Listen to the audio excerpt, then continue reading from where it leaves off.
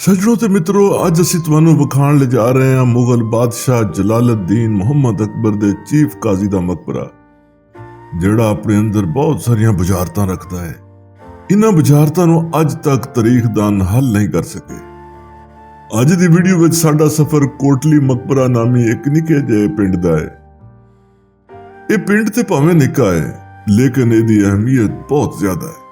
ਇਹ ਪਿੰਡ ਲਾਹੌਰ ਤੋਂ ਨਾਰੋਵਾਲ ਮਰੀਦਕੇ ਰੋਡ ਤੋਂ ਹੁੰਦਿਆਂ ਹੋਇਆਂ ਇਮਨਾਬਾਦ ਤੇ ਗੁਜਰਾਂਵਾਲਾ ਦੇ ਲਗਭਗ 30 ਤੋਂ 50 ਕਿਲੋਮੀਟਰ ਦੇ ਫਾਸਲੇ ਤੇ ਵਾਕਿਆ ਹੈ। ਇਸ ਸਫ਼ਰ ਦੇ ਦੌਰਾਨ ਵੀ ਤੁਹਾਡੇ ਨਾਲ ਹਸਬੇ ਮਾਮੂਲ ਬਹੁਤ ਸਾਰੀਆਂ ਗੱਲਾਂ ਹੋਣਗੀਆਂ, ਮਾਲੂਮਾਤੀ ਵੀ ਤੇ ਹਾਲ ਅਹਵਾਲ ਵੀ, ਤੇ ਰਾਹ ਵਿੱਚ ਸ਼ਹਿਰ ਤੇ ਦਿਹਾਤੀ ਜ਼ਿੰਦਗੀ ਦੇ ਮਨਾਜ਼ਰ ਵੀ ਤੁਹਾਨੂੰ ਵਿਖਾਵਾਂਗੇ। ਬਸ ਗੁਜ਼ਾਰਿਸ਼ ਹੈ ਕਿ ਇਹ ਵੀਡੀਓ ਆਖਿਰ ਤੱਕ ਵੇਖਿਆ ਜੇ।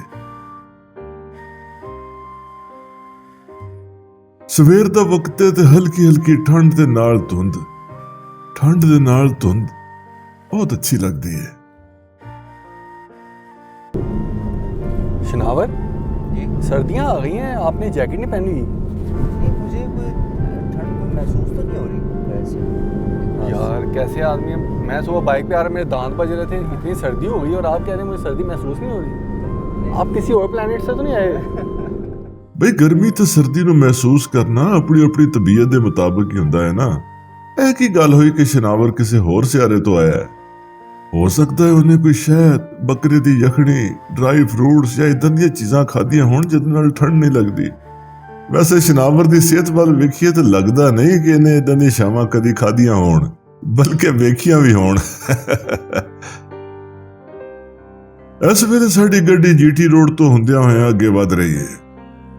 ਆਲੇ ਦੁਆਲੇ ਖਾਸੀ ਰੌਣਕ ਹੈ, ਟ੍ਰੈਫਿਕ, ਕਾਰੋਬਾਰੀ ਮਰਾਕਜ਼ ਦੀ ਸ਼ਕਲ ਵਿੱਚ ਜ਼ਿੰਦਗੀ ਨਸਦੀ ਭੱਜਦੀ ਦਿਖਾਈ ਦੇ ਰਹੀ ਹੈ।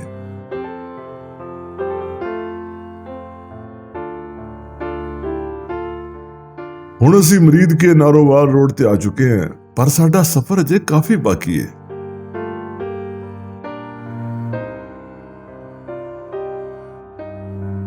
ਸੋਹਣਿਓ, ਅਗਰ ਤੁਸੀਂ ਸਾਡੇ ਚੈਨਲ ਅਨਮੋਲ ਪੰਜਾਬੀ ਨੂੰ ਪਹਿਲੀ ਮਰਤਬਾ ਵਿਜ਼ਿਟ ਕਰ ਰਹੇ ਹੋ ਤੇ ਇਹਨੂੰ ਸਬਸਕ੍ਰਾਈਬ ਕਰ ਲਓ ਤੇ ਬੈਲ ਆਈਕਨ ਦਾ ਬਟਨ ਵੀ ਨੱਪ ਦਿਓ ਤਾਂ ਕਿ ਸਾਡੀ ਆਉਣ ਵਾਲੀ ਹਰ ਵੀਡੀਓ ਤੁਹਾਨੂੰ ਫੌਰਨ ਮਿਲ ਸਕੇ।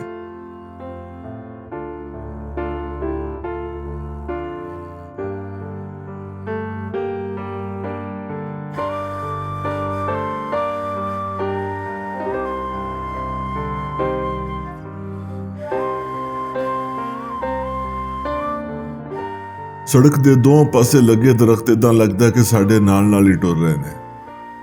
ਬਚਪਨ ਦਾ ਵੇਲਾ ਯਾਦ ਆਉਂਦਾ ਹੈ ਕਿ ਜਦੋਂ ਪਿੰਡ ਤੋਂ ਸ਼ਹਿਰ ਆਉਂਦਿਆਂ ਹੋਇਆਂ ਲੋਕਲ ਬੱਸਾਂ ਤੇ ਸਫ਼ਰ ਕਰਦੇ ਸੀ ਤੇ ਦਰਖਤ ਦੌੜਦੇ ਸਨ ਤੇ ਅਸੀਂ ਬੜੇ ਹੈਰਾਨ ਹੁੰਦੇ ਸੀ ਕਿ ਦਰਖਤ ਕਿੱਧਰ ਜਾ ਰਹੇ ਨੇ।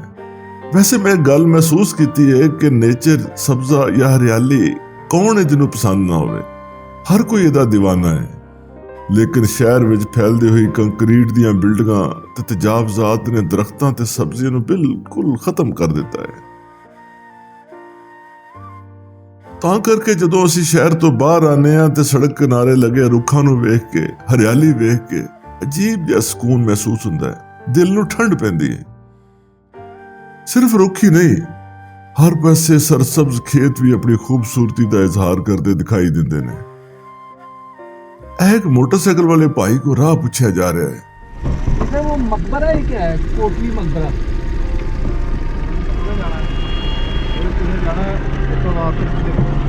कोट अब्दुल्ला। उधर से ये गलत है रास्ता। अच्छा, ਲਓ ਜੀ, ਚੰਗਾ ਹੀ ਹੋਇਆ ਇਸ ਭਲੇ ਮਾਨਸ ਭਰਾ ਨੂੰ ਅਸੀਂ ਰਾਹ ਪੁੱਛ ਲਿਆ ਔਰ ਇਹਨੇ ਬਰ ਵਕਤ ਰਹਿਨਮਾਈ ਵੀ ਕਰ ਦਿੱਤੀ, ਵਰਨਾ ਸਾਡੀ ਟੀਮ ਪਤਾ ਨਹੀਂ ਕਿੱਧਰ ਦੀ ਕਿੱਧਰ ਟੁਰ ਜਾਂਦੀ।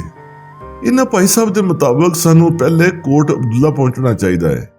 ਉੱਥੇ ਜਾ ਕੇ ਫਿਰ ਸਾਨੂੰ ਅੱਗੇ ਦਾ ਰਸਤਾ ਪਤਾ ਲੱਗੇਗਾ। ਸਾਡੀ ਗੱਡੀ ਹੁਣ ਅੱਗੇ ਵਧ ਰਹੀ ਹੈ। ਇਹ ਇੱਕ ਬੜਾ ਪੁਰੌਣਕ ਕਸਬਾ ਹੈ। ਅੱਜ ਕੱਲ ਕਸਬੇ ਅਗਰ ਸ਼ਹਿਰ ਨਹੀਂ ਤੇ ਖਾਸੇ ਬਾਹਰ ਰੌਣਕ ਹੋ ਗਏ ਨੇ। ਨਿੱਕੀਆਂ ਮੋਟੀਆਂ ਸ਼ਾਵਾਂ ਬਲਕਿ ਜ਼ਰੂਰੀਆਤੀ ਜ਼ਿੰਦਗੀ ਦੀ ਹਰ ਸ਼ੈ ਇੱਥੋਂ ਆਸਾਨੀ ਨਾਲ ਲੱਭ ਜਾਂਦੀ ਹੈ।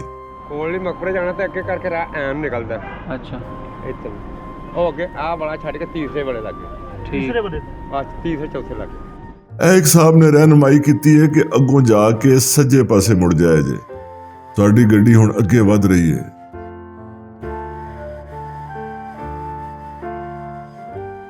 ਇਹ ਤੇ ਇੱਕ ਮੁਕੰਮਲ ਦਿਹਾਤੀ ਇਲਾਕਾ ਆ ਗਿਆ ਹੈ। ਓਹੋ, ਇਸ ਪਾਸੇ ਦਾ ਰਸਤਾ ਤੇ ਗੱਡੀ ਦੇ ਸਫ਼ਰ ਵਾਸਤੇ ਬਹੁਤ ਮੁਸ਼ਕਲ ਹੈ। ਟੁੱਟੀ ਫੁੱਟੀ ਸੜਕ, ਆਏ ਹਾਏ ਹਚਕੋਲੇ। ਲਓ ਜੀ, ਹਿੰਮਤ ਤੇ ਸਾਡੇ ਡਰਾਈਵਰ ਦੀ, ਜਿਹੜਾ ਹੌਲੀ ਹੌਲੀ ਗੱਡੀ ਨੂੰ ਟੋਰਦੇ ਅੱਗੇ ਲਈ ਜਾ ਰਿਹਾ ਹੈ। ਅਜੇ ਵੀ 3-4 ਕਿਲੋਮੀਟਰ ਦਾ ਫਾਸਲਾ ਰਹਿੰਦਾ ਹੈ।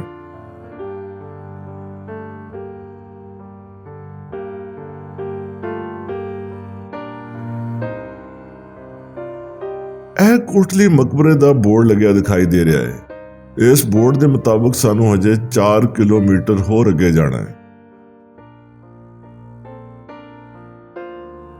ਲਓ ਜੀ, ਹੁਣ ਅਸੀਂ ਕੋਟਲੀ ਮਕਬਰਾ ਨਾਮੀ ਪਿੰਡ ਵਿੱਚ ਦਾਖਲ ਹੋ ਚੁੱਕੇ ਹਾਂ। ਯਾਰ, ਹੈਰਤ ਹੁੰਦੀ ਹੈ ਕਿ ਇਸ ਇਲਾਕੇ ਵਿੱਚ ਪੱਕੀ ਤੇ ਕੋਈ ਪੱਧਰੀ ਸੜਕ ਕਿਉਂ ਨਹੀਂ ਹੈ।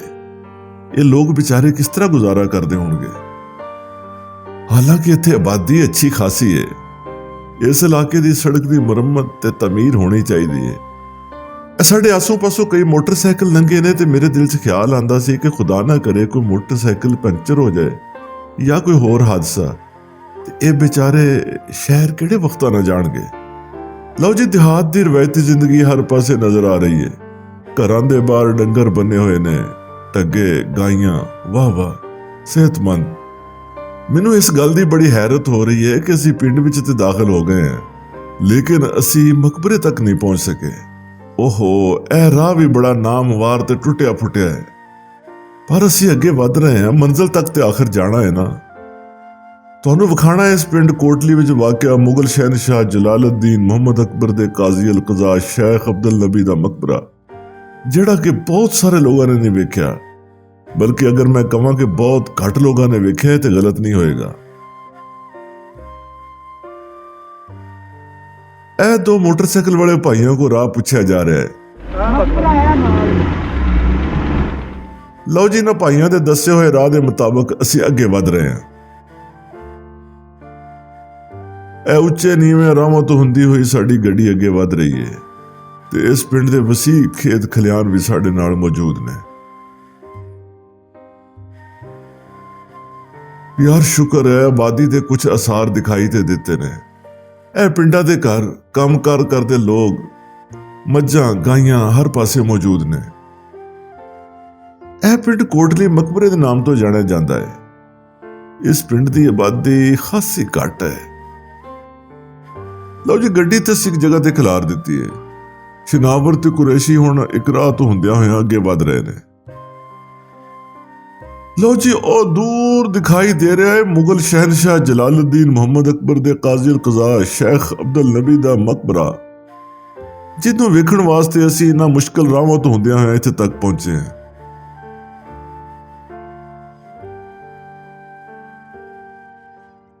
ਇੱਕ ਸਾਹਿਬ ਇੱਧਰ ਆਉਂਦੇ ਦਿਖਾਈ ਦੇ ਰਹੇ ਨੇ। ਵੇਖੀਏ ਕੁਰੈਸ਼ੀ ਸਾਹਿਬ ਨਾਲ ਇਹਨਾਂ ਦੀ ਕੀ ਗੱਲਬਾਤ ਹੁੰਦੀ ਹੈ। ਕਮਾਲ ਚੀਜ਼ ਹੈਗੀ ਇਹ ਤਾਜ ਮਹਿਲ ਹੈਗਾ ਜਿਵੇਂ। ਔਰ ਤੁਸੀਂ ਇੱਥੇ ਕੀ ਕਰ ਰਹੇ ਹੋ? ਅਸੀਂ ਮਜ਼ਦੂਰੀ ਕਰ ਲਏ। ਅੱਛਾ, ਤੇ ਇਹ ਕਿੰਨਾ ਕੰਮ ਰਹਿ ਗਿਆ ਇਹਦਾ ਕੰਮ ਤੇ ਬਥੇਰਾ ਜੀ, ਹੈ ਨਾ? ਹਾਂਜੀ। ਉਹ ਮੈਂ ਤਸਵੀਰ ਵੇਖੀ ਇਹਦੀ ਤੇ ਬੜੀ ਅਜੀਬ ਹਾਲਤ ਸੀ ਇਹਦੀ, ਤੇ ਹਾਂਜੀ, ਬਹੁਤ ਹੀ ਖਸਤਾ ਹਾਲਤ ਸੀ। ਹਾਂਜੀ, ਹੁਣ ਆ ਦੁਬਾਰਾ ਫੇਰ ਤਿਆਰ ਕੀਤਾ। ਅੱਛਾ ਅੱਛਾ, ਤੇ ਕਦੋਂ ਦੇ ਲੱਗੇ ਹੋ ਤੁਸੀਂ? ਇਹਨਾਂ ਨੂੰ ਤਕਰੀਬਨ 2 ਸਾਲ ਹੋ ਚੱਲਣ ਲੱਗਾ। ਉਹ ਇਹਨਾਂ ਅਸੀਂ ਤਸਵੀਰ ਵੇਖੀ ਨਾ ਜਿਹੜਾ ਅਖਬਾਰ ਵਿੱਚ, ਤੇ ਬਹੁਤ ਉਹਦੀ ਨਾ ਹਾਲਤ ਖਸਤਾ ਸੀ। ਆ 4 ਚਫੇਰੇ ਬਨੇਰੇ ਨਵੇਂ ਬਣੇ ਨੇ, ਮੁਰੰਮਤ ਹੋਣ ਲੱਗਣ ਦੇ। ਸਹੀ ਸਹੀ। ਇਹ ਇੱਕ ਪਾਸੇ ਬੜਾ ਕਾਰੀਗਰ ਮੁੰਡਾ ਟਾਈਲਾਂ ਦੀ ਕਟਾਈ ਬੜੀ ਮਹਾਰਤ ਨਾਲ ਕਰ ਰਿਹਾ ਹੈ।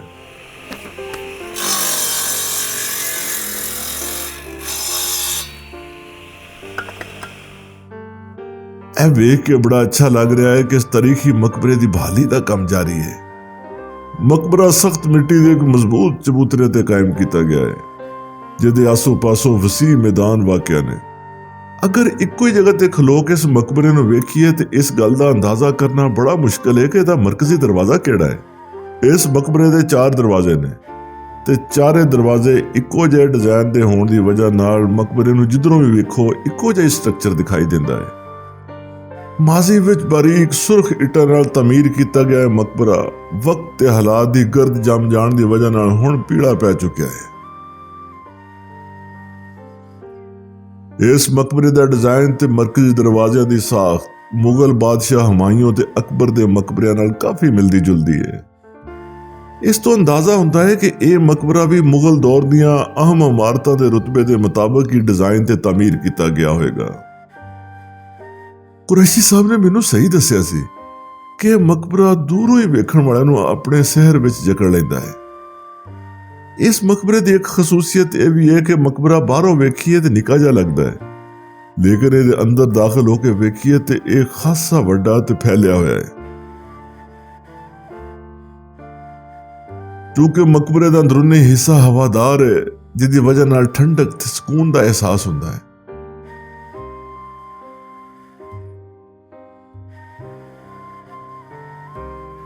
ਮਕਬਰੇ ਦੇ ਉੱਤੇ ਜਾਣ ਵਾਲੀਆਂ ਪੌੜੀਆਂ ਖਾਸੀਆਂ ਤੰਗ ਨੇ ਤੇ ਇਹਨਾਂ ਦੇ ਸਟੈਪ ਖਾਸੇ ਵੱਡੇ ਵੱਡੇ ਨੇ।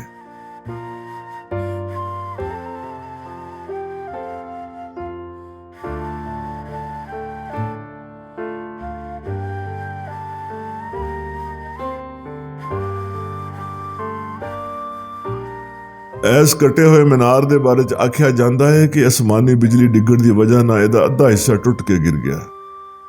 ਮਕਬਰੇ ਦੀ ਤਮੀਰ ਬਹੁਤ ਆਲਾ ਅੰਦਾਜ਼ 'ਚ ਹੋਈ ਹੈ।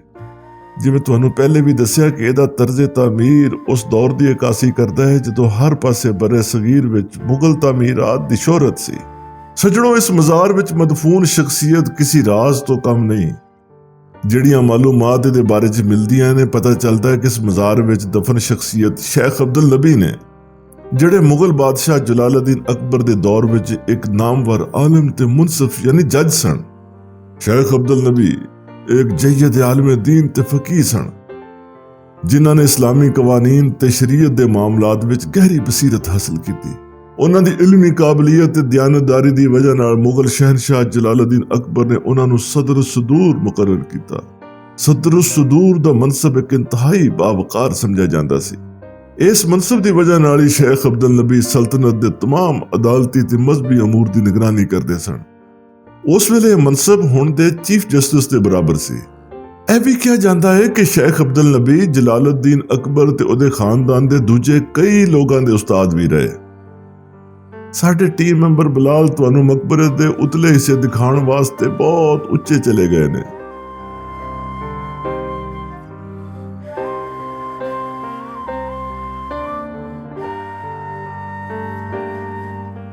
ਵੈਸੇ ਕਦੀ ਮੈਂ ਸੋਚਦਾ ਕਿ ਮੈਨੂੰ ਬਲਾਲ ਵਿੱਚ ਕੈਮਰਾਮੈਨ ਤੋਂ ਜ਼ਿਆਦਾ ਕੋਹ-ਪਿਮਾਈ ਦੇ ਜਰਾਸੀਮ ਜ਼ਿਆਦਾ ਨਜ਼ਰ ਆਉਂਦੇ ਨੇ। ਸੋਹਣਿਓ, ਸਾਡੀ ਇਹਨਾਂ ਵੀਡੀਓਜ਼ ਦਾ ਮਕਸਦ ਇਸ ਖਿੱਤੇ ਵਿੱਚ ਰਹਿਣ ਵਾਲੇ ਲੋਕਾਂ, ਖਸੂਸਨ ਨਈ ਨਸਲ ਨੂੰ ਇਸ ਬਾਰੇ ਦੱਸਣਾ ਹੈ ਕਿ ਇਹ ਖਿੱਤਾ ਤਾਰੀਖੀ, ਸਕਾਫਤੀ, ਮਜ਼ਹਬੀ ਤੇ ਇਲਾਕਾਈ ਇਤਬਾਰ ਨਾਲ ਕਿੱਦਾਂ ਦੀਆਂ ਅਨਮੋਲ ਇਮਾਰਤਾਂ ਤੇ ਸ਼ਖਸੀਅਤ ਨਾਲ ਭਰਿਆ ਹੋਇਆ ਹੈ।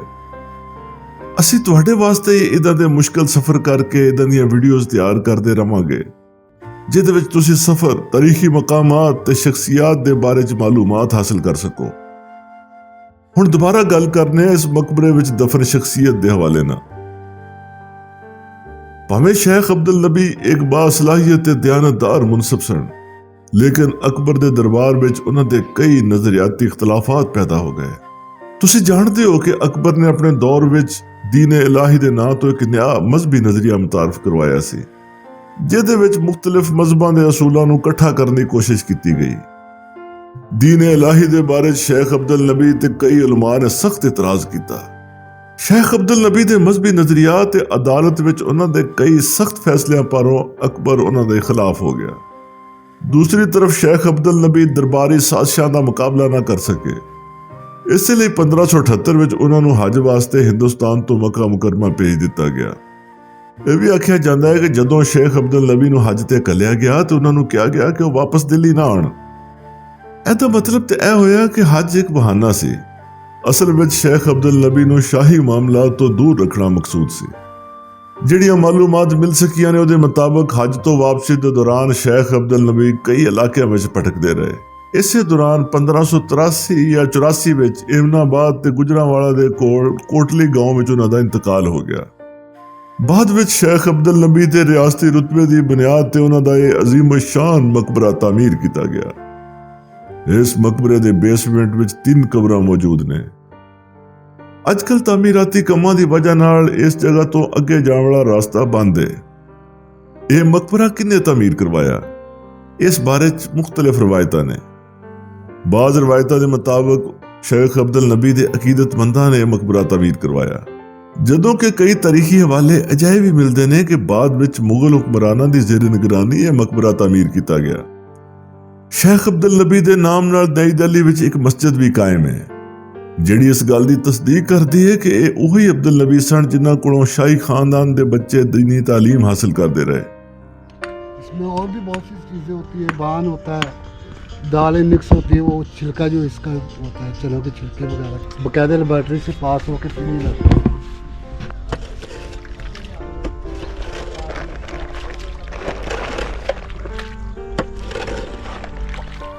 नाजरीन ਤੁਹਾਨੂੰ ਤਸਵੀਰ ਦਾ ਦੂਜਾ ਪੱਖ ਵੀ ਵਿਖਾਉਂਦੇ ਚੱਲੀਏ। ਮੁਗਲਿਆ ਦੌਰ ਵਿੱਚ ਸ਼ੇਖ ਅਬਦੁਲ ਨਬੀ ਨਾਮ ਦੀ ਇੱਕ ਹੋਰ ਸ਼ਖਸੀਅਤ ਵੀ ਮਿਲਦੀ ਹੈ। ਉਹਨਾਂ ਦਾ ਨਾਮ ਦੀਵਾਨ ਅਬਦੁਲ ਨਬੀ ਖਾਨ ਸੀ, ਜਿਹੜੇ ਸ਼ਾਹਜਹਾਂ ਤੇ ਔਰੰਗਜ਼ੇਬ ਦੇ ਜ਼ਮਾਨੇ ਵਿੱਚ ਗੁਜਰਾਂਵਾਲਾ ਤੋਂ ਲੈ ਕੇ ਵਜ਼ੀਰਾਬਾਦ ਤੱਕ ਦੇ ਇਲਾਕੇ ਦੇ ਨਿਗਰਾਨ ਸਨ। ਕੁਝ ਹਵਾਲਿਆਂ ਤੋਂ ਇਹ ਵੀ ਅੰਦਾਜ਼ਾ ਹੁੰਦਾ ਹੈ ਕਿ ਇਹ ਮਕਬਰਾ ਦੀਵਾਨ ਅਬਦੁਲ ਨਬੀ ਖਾਨ ਦਾ ਹੋ ਸਕਦਾ ਹੈ, ਪਰ ਸਾਨੂੰ ਹੈਰਤ ਹੁੰਦੀ ਹੈ ਕਿ ਇਸ ਮਕਬਰੇ ਦੇ ਬੇਸਮੈਂਟ ਵਿੱਚ ਮੌਜੂਦ 3 ਕਬਰਾਂ ਕਿਹਨਾਂ ਦੀਆਂ ਨੇ। ਕੁਝ ਤਾਰੀਖਦਾਨ ਤੇ ਇਸ ਗੱਲ ਤੇ ਮੁਤਫਿਕ ਨੇ ਕਿ ਸ਼ੇਖ ਅਬਦੁਲ ਨਬੀ ਦੀ ਵਸੀਅਤ ਸੀ ਕਿ ਜਿਸ ਜਗ੍ਹਾ ਉਹਨਾਂ ਦੀ ਮੌਤ ਹੋਵੇ ਉਹਨਾਂ ਨੂੰ ਉੱਥੇ ਦਫਨ ਕੀਤਾ ਜਾਏ। ਕਿਉਂਕਿ ਸ਼ੇਖ ਅਬਦੁਲ ਨਬੀ ਦੀ ਵਫਾਤ ਹਜ ਤੋਂ ਵਾਪਸੀ ਤੇ ਇਸੇ ਜਗ੍ਹਾ ਤੇ ਹੋਈ ਸੀ, ਇਸ ਲਈ ਗਾਲਬ ਕਿਆਸ ਇਹ ਹੋਈ ਹੈ ਕਿ ਇਹ ਮਕਬਰਾ ਉਹਨਾਂ ਦਾ ਹੀ ਹੋਵੇਗਾ।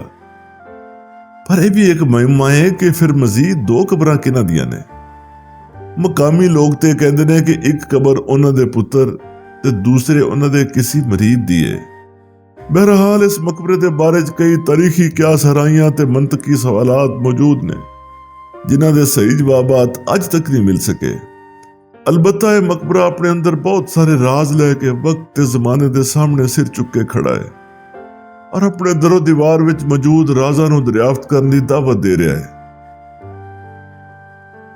ਹੁਣ ਸਾਡੀ ਟੀਮ ਅਨਮੋਲ ਪੰਜਾਬੀ ਇਸ ਮਕਾਮ ਤੋਂ ਵਾਪਸ ਲਾਹੌਰ ਵੱਲੇ ਰਵਾਨਾ ਹੋਣ ਲੱਗੀ ਹੈ।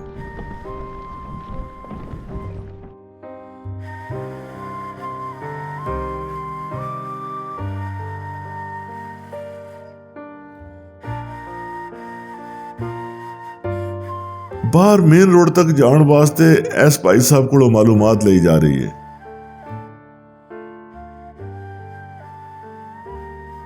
ਜਾਣ ਲੱਗਿਆ ਸਫ਼ਰ ਅਗਰ ਮੁਸ਼ਕਿਲ ਹੁੰਦਾ ਹੈ ਤੇ ਵਾਪਸੀ ਦਾ ਉਨਾ ਹੀ ਆਸਾਨ। ਮੇਰੇ ਵਾਸਤੇ ਫੈਸਲਾ ਕਰਨਾ ਮੁਸ਼ਕਿਲ ਹੈ ਕਿ ਕੁਰੈਸ਼ੀ ਤੇ ਸ਼ਨਾਵਰ ਵਿੱਚੋਂ ਚਾਹ ਦੀ ਤਲਬ ਜ਼ਿਆਦਾ ਕਿਹਨੂੰ ਹੁੰਦੀ ਹੈ। ਬਹਰਹਾਲ ਦੋਨੋਂ ਇਕੱਠੇ ਹੀ ਇੱਕ ਚਾਹ ਵਾਲੇ ਹੋਟਲ 'ਚ ਪਹੁੰਚ ਗਏ ਨੇ। ਵਾਹ ਜੀ ਵਾਹ, ਮੌਸਮ ਦੀ ਮੁਨਾਸਬਤ ਨਾਲ ਇਧਰ ਤੇ ਕਸ਼ਮੀਰੀ ਚਾਹ, ਜਿਹਨੂੰ ਕਈ ਲੋਕ ਗੁਲਾਬੀ ਚਾਹ ਵੀ ਕਹਿੰਦੇ ਨੇ, ਤਿਆਰ ਹੋ ਰਹੀ ਹੈ। ਕਸ਼ਮੀਰੀ ਚਾਹ ਬੜੀ ਮੁਫੀਦ, ਲਜ਼ੀਜ਼, ਇਹਨੂੰ ਪਕਾਇਆ ਰੰਗ ਗੁਲਾਬੀ ਨਿਕਲਦਾ ਹੈ। ਇਹਨੂੰ ਪਕਾਉਣਾ ਇੱਕ ਫਨ ਹੈ, ਲੇਕਿਨ ਅੱਜਕੱਲ ਵਿਆਹਾਂ ਸ਼ਾਦੀਆਂ ਵਿੱਚ ਦੁੱਧ ਵਿੱਚ ਲਾਲ ਰੰਗ ਪਾ ਕੇ ਤੇ ਕਸ਼ਮੀਰੀ ਚਾਹ ਬਣਾਈ ਜਾਂਦੀ ਹੈ। ਲਓ ਜੀ, ਰੰਗਾ ਰੰਗ ਕੱਪਾਂ ਵਿੱਚ ਕਸ਼ਮੀਰੀ ਚਾਹ ਟੀਮ ਅਨਮੋਲ ਪੰਜਾਬੀ ਦੀ ਮੇਜ਼ ਤੇ ਪਹੁੰਚ ਗਈ। ਕਸ਼ਮੀਰੀ ਚਾਹ ਵਿੱਚ ਪਿਸਤੇ, ਬਦਾਮ ਤੇ ਇਦਾਂ ਦੇ ਮਗਜ਼ੀਆਤ ਕੁੱਟ ਕੇ ਪਾਏ ਹੋਣ ਤੇ ਬੜਾ ਸਵਾਦ ਆਉਂਦਾ ਹੈ। ਇਹਦੇ ਵਿੱਚ ਵੀ ਕੁਝ ਬਰਾਦਾ ਜਿਹਾ ਮਹਿਸੂਸ ਤੇ ਹੋ ਰਿਹਾ ਹੈ। ਚਲੋ ਅਸੀਂ ਫਰਜ਼ ਕਰ ਲੈਂਦੇ ਹਾਂ ਇਹ ਵੀ ਬਦਾਮ ਪਿਸਤੇ ਹੀ ਹੋਣਗੇ। गुलाबी चाय अल मशहूर सब्ज़ चाय। ਲਓ ਸੱਜਣੋ, ਅੱਜ ਦੀ ਵੀਡੀਓ ਤੋੜ ਨੂੰ ਪਹੁੰਚੀ। ਅਸੀਂ ਉਮੀਦ ਕਰਨੇ ਹਾਂ ਕਿ ਤੁਹਾਨੂੰ ਅੱਜ ਦੀ ਵੀਡੀਓ ਪਸੰਦ ਆਈ ਹੋਵੇਗੀ। ਆਪਣਾ ਫੀਡਬੈਕ ਜ਼ਰੂਰ ਦਿਆ ਕਰੋ। ਯਕੀਨ ਕਰਨਾ, ਤੁਹਾਡਾ ਫੀਡਬੈਕ ਸਾਡੇ ਵਾਸਤੇ ਐਵੇਂ ਹੈ ਜਿਵੇਂ ਆਕਸੀਜਨ। ਅਗਲੀ ਅਨਮੋਲ ਪੰਜਾਬੀ ਵੀਡੀਓ ਵਿੱਚ ਤੁਹਾਨੂੰ ਲੈ ਕੇ ਚੱਲਾਂਗੇ ਇੱਕ ਨਵੇਂ ਸਫ਼ਰ ਤੇ ਇੱਕ ਨਵਾਂ ਤਾਰੀਖੀ ਮਕਾਮ ਵਿਖਾਵਾਂਗੇ। ਉਦੋਂ ਤੱਕ ਲਈ ਰੱਬ ਰਾਖਾ। ਆਪਣਾ ਬਹੁਤ ਜ਼ਰਾ ਖਿਆਲ ਰੱਖਿਆ ਜੇ।